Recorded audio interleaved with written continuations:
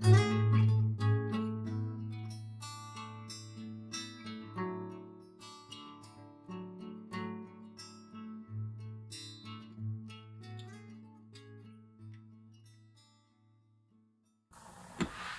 dia, irmãos, irmãs, tudo bem?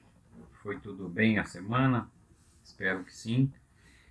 Nós vamos, neste domingo, concluir a lição que nós iniciamos no domingo passado, referente ao capítulo 7, Viver para provar que ele é mais precioso que a vida, do livro do pastor John Piper. Então, nós vamos concluir o assunto que nós iniciamos na semana passada. Vamos depois fazer uma rápida recapitulação do que nós tratamos, não é? E aí nós vamos então dar andamento. Mas antes, nós vamos orar pedindo para que Deus nos ajude, nos abençoe e que Ele fale ao nosso coração e tudo que Ele falar nós possamos colocar em prática na próxima semana. Deus, nós te agradecemos pelo dia que o Senhor nos dá, pela saúde, pela bênção da tua presença conosco. Pedimos, ó Pai, que o Senhor nos ajude no entendimento daquilo que o Senhor quer falar ao nosso coração e que o Senhor também nos ajude ao colocarmos em prática tudo aquilo que nós vamos ouvir da tua voz. Nós pedimos isso no nome do Senhor Jesus. Amém. Muito bem, vamos lá então, vamos iniciar a nossa aula. Retomando, né? Recapitulando algumas coisas que nós vimos na aula passada. Na aula passada, resumidamente, nós podemos extrair algumas perguntas, né? Que são as seguintes. As pessoas do mundo desejam saber o que nós temos de diferente? Qual a razão que há em nós, né, para termos essa esperança? Então, nós levantamos essa questão, não é? Quando as pessoas veem a nossa vida e percebem que nós temos algo de diferente, normalmente elas se aproximam e a curiosidade humana vai levá-las a perguntar, mas por que você é assim, não é? Por que você tem essa esperança? Por que você tem essa certeza que Deus está com você? Por que você é alegre? Enfim, alguma coisa elas vão perguntar. Por que você é diferente? E aí nós vamos ter a oportunidade de responder a razão da nossa fé, a razão da nossa esperança que existe no nosso peito, no nosso coração. Nós temos uma atitude despojada, demonstrando o amor sacrificial, servindo aos outros com a doce certeza que a gente não precisa se preocupar com recompensa nesta vida, porque a nossa recompensa está lá aguardando, né?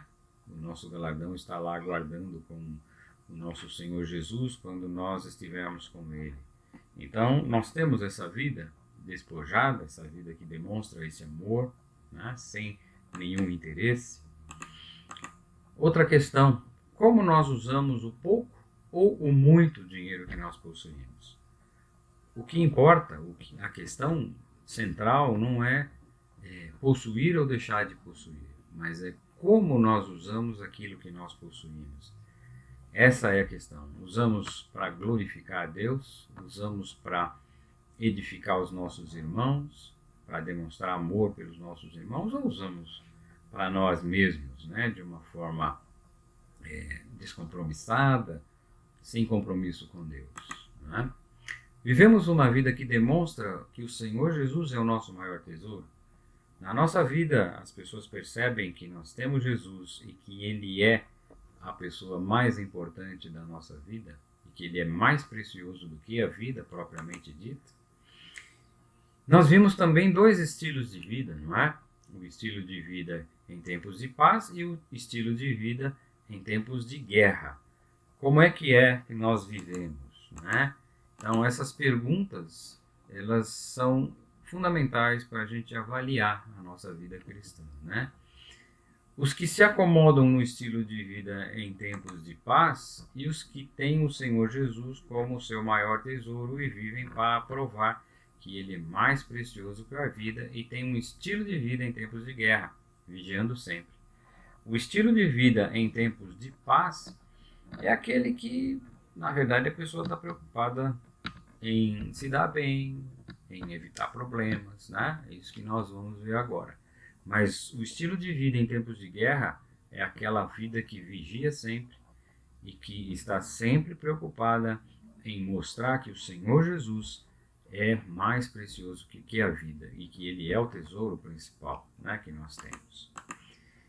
Então, perguntas em tempo de guerra são do tipo: o que eu posso fazer para avançar na causa e na minha vida como discípulo? Né? Essas são perguntas do tempo de guerra. Estou preocupado em avançar na minha vida como discípulo de Jesus, em ser mais parecido com o Senhor Jesus. E o que eu posso fazer para ter a vitória sobre o pecado, esse pecado que tenazmente me assedia, né? Que me entristece, que entristece o meu Deus? Como eu faço para ter vitória? Como é que eu consigo ficar mais próximo de Deus, orar mais, conhecer mais da palavra de Deus, para que isso ocupe a minha mente, ocupe o meu coração e eu consiga mais vitórias sobre o pecado? As perguntas em tempos de paz, elas são completamente diferentes. O que eu posso fazer para ficar mais confortável? Né? Como eu posso me divertir mais? E como eu posso me manter longe de problemas, de tribulação, de compromissos? Né? Essas são perguntas de pessoas que vivem no estilo de vida de tempos de paz. Né? Então, existem perguntas que nos podem levar a situações difíceis, né? Tipo, o que há de errado nisso? O que há de errado nessa música? O que há de errado nesse jogo? Nesse filme que eu estou assistindo? Nos meus amigos, nos meus companheiros, né? Nesse lugar onde eu passo a maioria dos meus fins de semana, que infelizmente não é na igreja. O que tem de errado nisso? Essas perguntas não nos desafiam a uma vida de um discípulo de Jesus, mas trazem justificativas para uma vida descompromissada e descompromissada com o Criador, descompromissada com o Senhor Jesus. Então, situações difíceis podem vir no momento em que eu começo a perguntar: o que há de errado nisso? Existem perguntas que nos levam ao crescimento, né? Perguntas do tipo: como isso me ajudará a ter Jesus como o meu maior tesouro e mostrar isso ao mundo? Então, isso que eu estou fazendo me ajuda nesse sentido? Portanto, quer comais, quer bebais ou façais qualquer outra coisa, fazei tudo para a glória de Deus. 1 Coríntios 10, 31. Então, fazer tudo para a glória de Deus é ter o tesouro mais precioso, né? É viver para provar que Ele é o meu tesouro precioso e é que Ele é mais importante do que a minha própria vida, pois Ele dá sentido à minha vida. Sem Ele, a minha vida não tem sentido. Quantas vidas são jogadas fora com posturas do tipo: não há adultério, não sou adúltero, não roubo ninguém, não matei ninguém, não cometo fraude, né? Só trabalho o dia todo e à noite eu vejo televisão.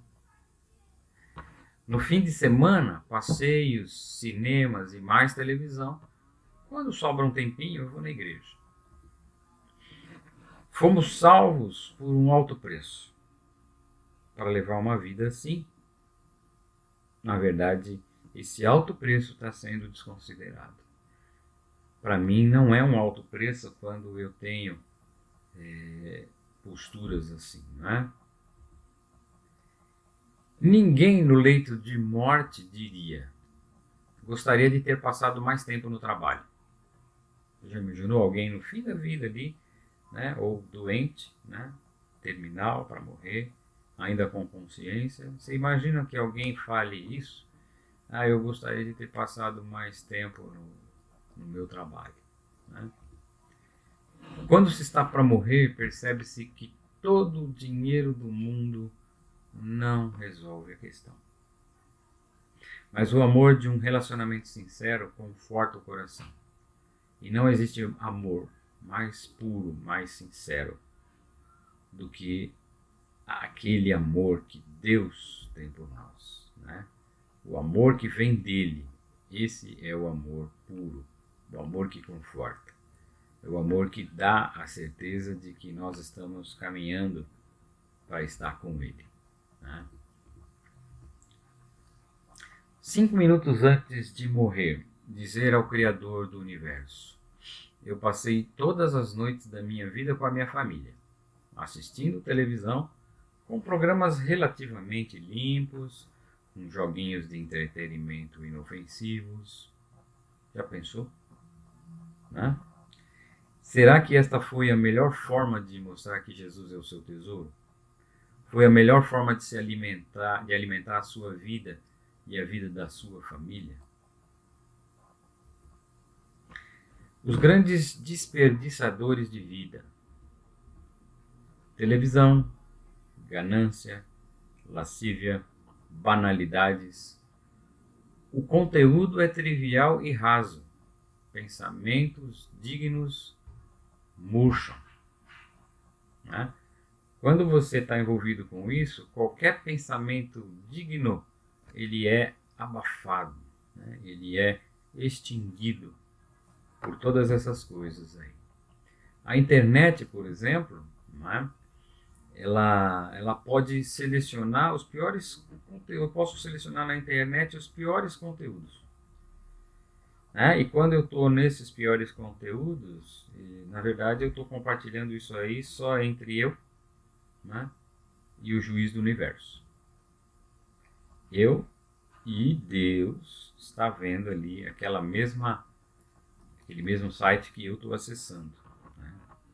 Então, televisão, internet, são grandes desperdiçadores de vida, porque o nosso tempo está ocupado, a nossa mente está ocupada com isso. Lixo está sendo colocado em nossa mente, para dentro do nosso coração, e isso faz com que a nossa vida seja desperdiçada enquanto a gente está envolvido com essas coisas. Neil Postman coloca que a televisão nos oferece um modelo de discurso em que tudo é acessível, tudo é simples ou simplista, tudo é concreto, né? Não existe nada assim para mim raciocinar, né? Abstrair, né, o meu pensamento. E acima de tudo é divertido, tem que ser divertido. Como resultado, ele avalia que a sociedade dos Estados Unidos são a primeira cultura mundial em perigo de se divertir até morrer, né? Se dedica à diversão, entretenimento, e não percebe que está morrendo por causa disso. A glória de Deus, como diz David Wells, acaba com um peso zero, até mesmo na igreja. Deus com peso zero. Ou seja, Deus não tem peso, não tem importância na nossa vida e na nossa sociedade. A gente percebe uma sociedade assim, não é? Onde, para essa sociedade, Deus não é importante, não é parâmetro, não é referência, não é razão de vida, não é rocha, não é alicerce. Perda de importância ou peso zero não tem nada a ver com Deus.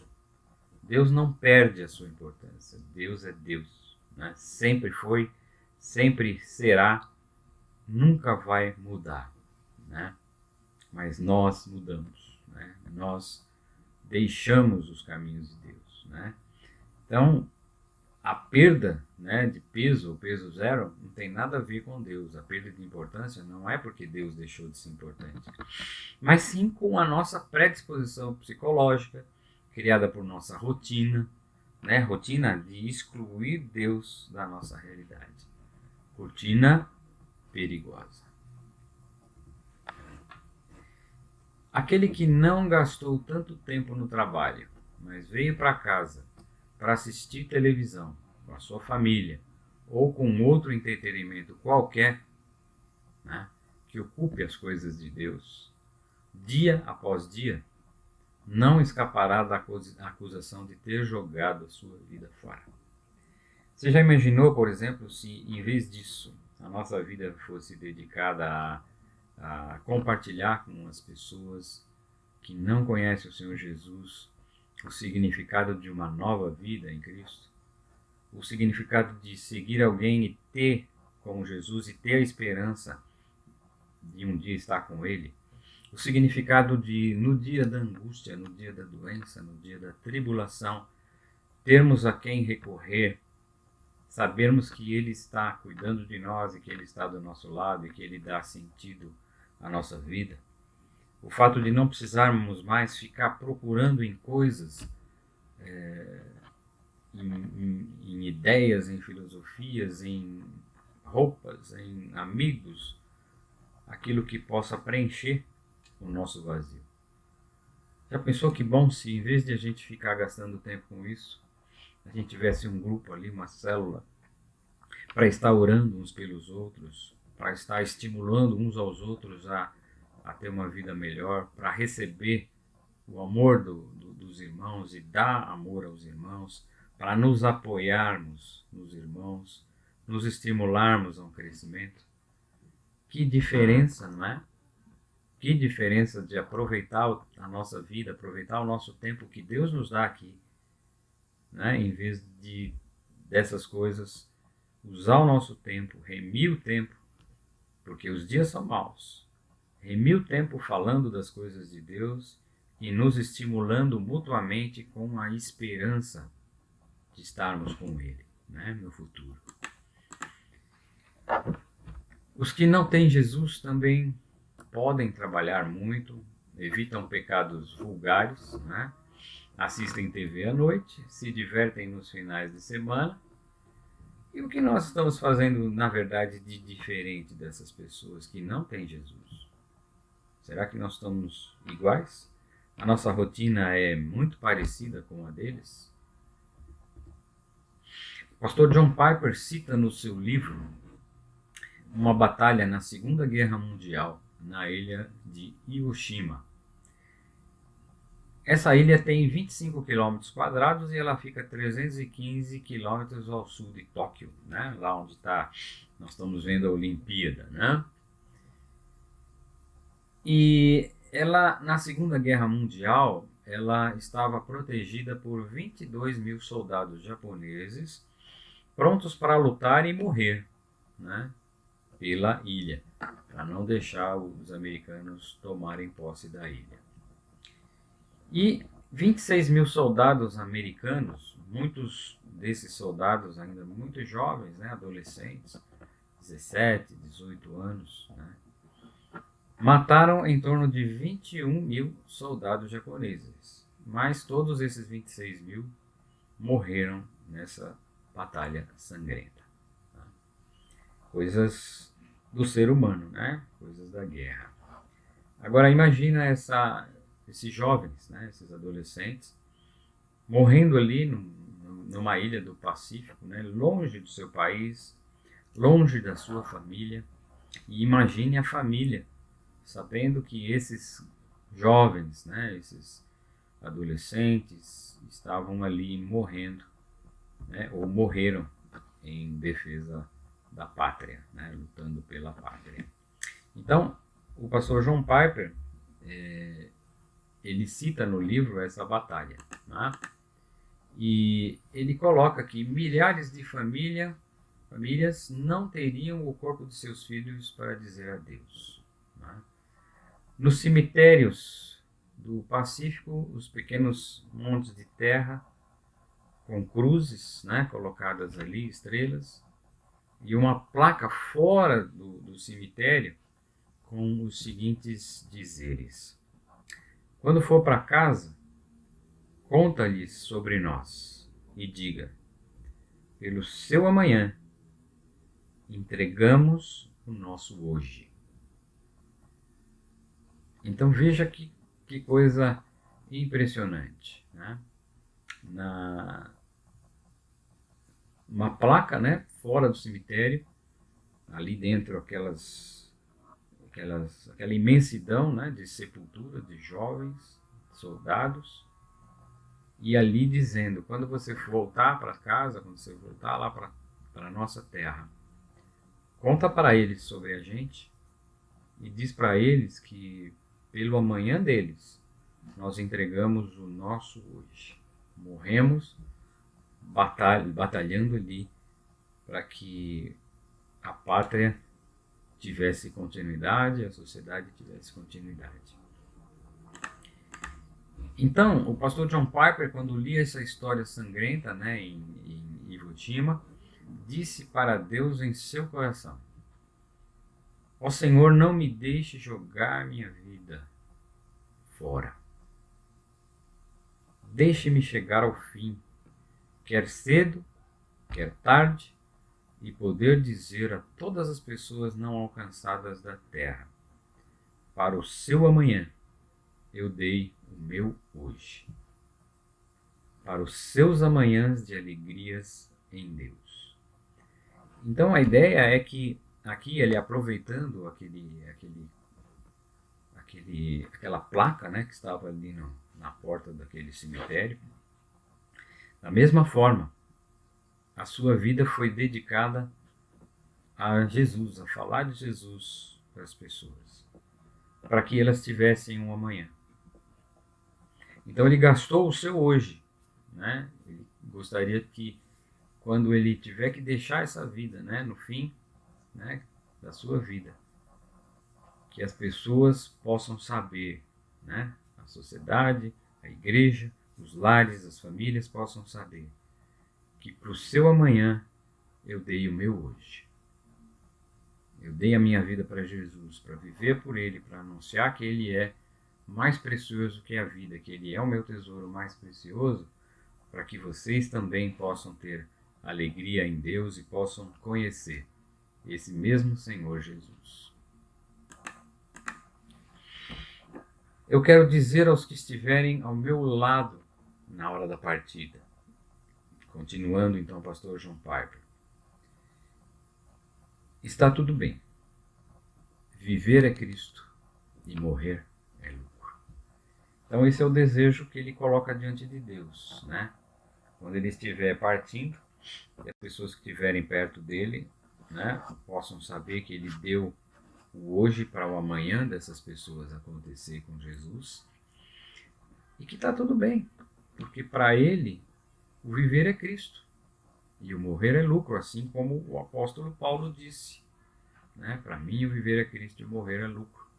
E ele gostaria de repetir isso na vida dele como um discípulo do Senhor Jesus. As frivolidades dessa vida desperdiçam o tempo e as vidas se esvaem. Ou seja, nós estamos muitas vezes preocupados com coisas banais, com coisas sem importância desta vida. E elas ocupam o nosso tempo, absorvem a nossa vida. E nós desperdiçamos o tempo, perdemos o tempo e a nossa vida se esvai. Páginas e páginas de jornais impressos e televisivos onde as coisas de Deus não têm lugar. A gente viu há um tempo atrás que os americanos queriam proibir nas escolas o estudo, né, da Bíblia, né, o criacionismo, falar sobre Deus, né?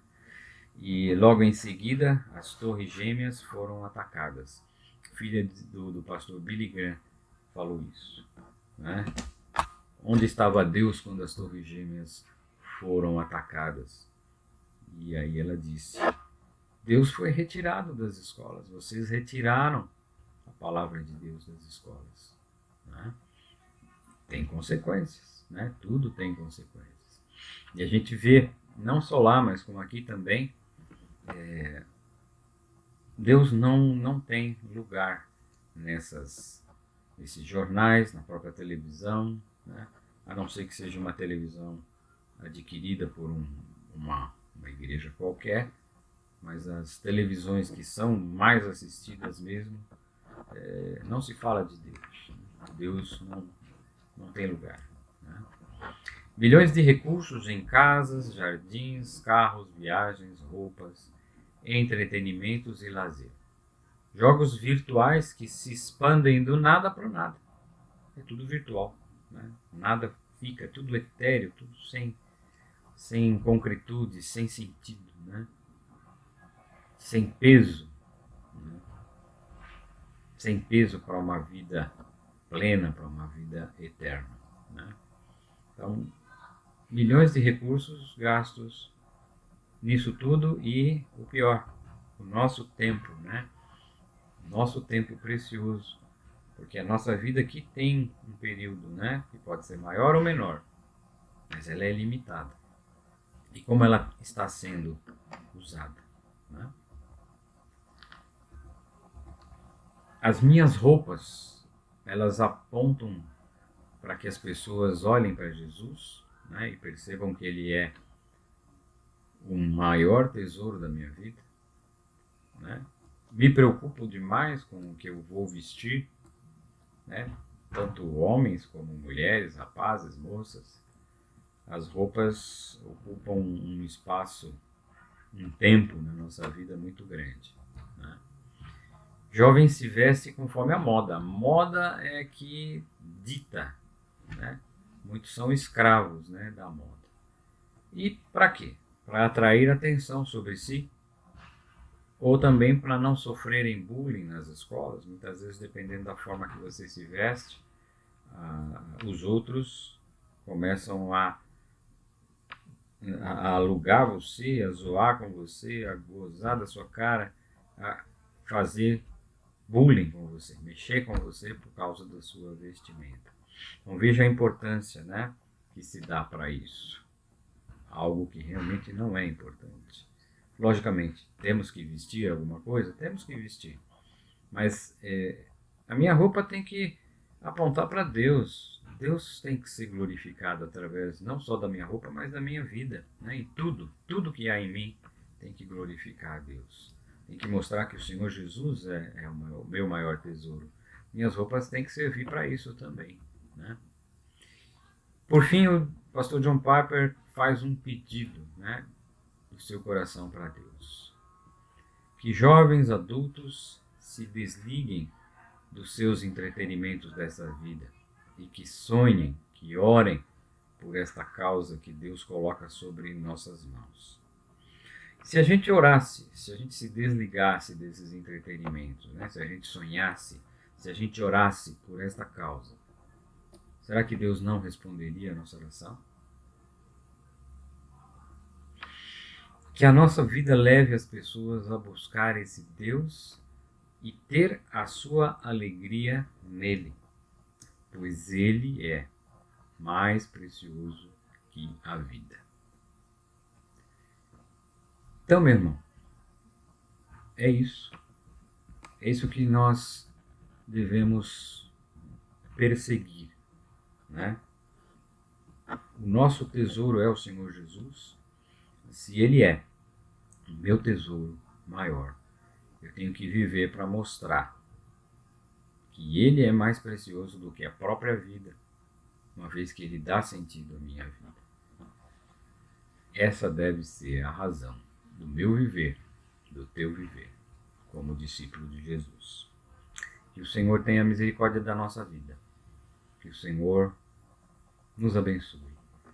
Que Ele faça resplandecer o seu rosto sobre mim e sobre você, para que a gente tenha uma vida agradável a Ele, uma vida que mostre que o Senhor Jesus é o nosso maior tesouro. Vamos orar? Ó Deus, nós te louvamos, porque nós temos a oportunidade de conhecer a verdade, de conhecer o Senhor Jesus, e temos a oportunidade de crescer no conhecimento dele. E é isso que nós desejamos, crescer no conhecimento de Deus. Somos limitados, temos os nossos pecados e carecemos da tua misericórdia. Portanto, ajuda-nos. Ajuda-nos a viver uma vida que te agrade. Ajuda-nos a valorizar, que a nossa escala de valores seja coerente com aquilo que o Senhor quer. Que a gente valorize aquilo que o Senhor valoriza. E que a gente, ó Pai, nesta vida, possamos contagiar as pessoas, possamos trazer pessoas para Jesus, fazer discípulos, dedicar a nossa vida ao Senhor, e que ao final dela nós possamos dizer que nós entregamos o nosso hoje para que essas pessoas tenham um amanhã com o Senhor também. Em nome de Jesus nós oramos. Amém. Forte abraço, Deus te abençoe muito nesta semana e que Ele nos ajude a viver uma vida assim, uma vida digna da salvação que nós recebemos em Cristo Jesus. Amém?